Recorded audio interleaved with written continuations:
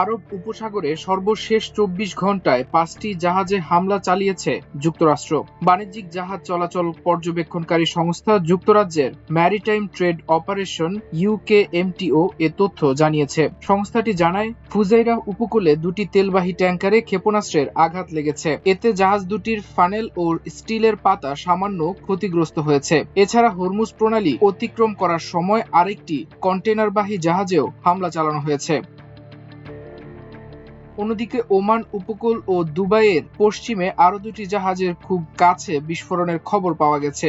এছাড়া ইরানে যুক্তরাষ্ট্র ও ইসরায়েলের যৌথ হামলা শুরুর পর থেকে এখন পর্যন্ত ইরান সরকারের মালিকানায় থাকা অন্তত ২০টিরও বেশি জাহাজে হামলার দাবি করেছে মার্কিন সামরিক বাহিনীর সেন্ট্রাল কমান্ড সেন্টকম।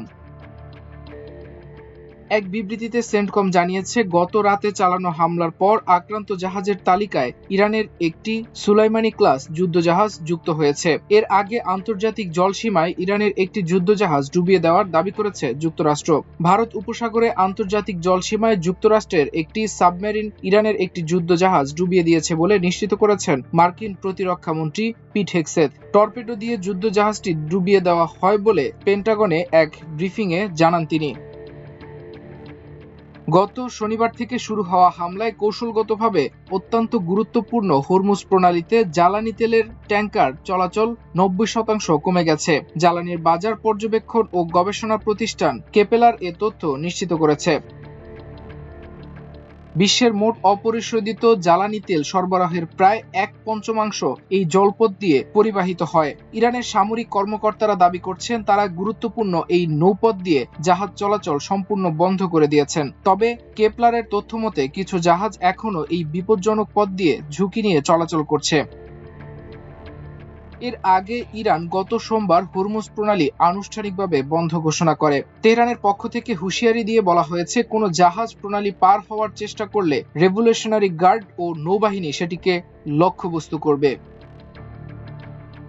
গত শনিবার সকালে যুক্তরাষ্ট্র ও ইসরায়েল যৌথভাবে ইরানে হামলা শুরু করে। হামলার ওই দিনই ইরানের সর্বোচ্চ নেতা আয়াতুল্লাহ আলী খামেনি নিহত হন। ওদিকে মার্কিন বাহিনীর হামলায় আন্তর্জাতিক জলসীমায় ডুবে যাওয়া ইরানি যুদ্ধজাহাজ থেকে এখন পর্যন্ত অন্তত ৮৭ জনের মরদেহ উদ্ধার করা হয়েছে বলে জানিয়েছে শ্রীলঙ্কার নৌবাহিনী। এক বিবৃতিতে নৌবাহিনীর কমান্ডার বুদ্ধিকা সাম্পাত এ তথ্য জানিয়েছেন। বুদ্ধিকা জানান, নৌবাহিনী ঘটনাস্থলে পৌঁছানোর পর সেখানে জাহাজের কোনো চিহ্ন দেখতে পায়নি। তিনি বলেন, সেখানে শুধু তেলের আস্তরণ ও লাইফ রাফট ভাসছিল। আমরা মানুষকে পানির ওপরে ভাসতে দেখেছি।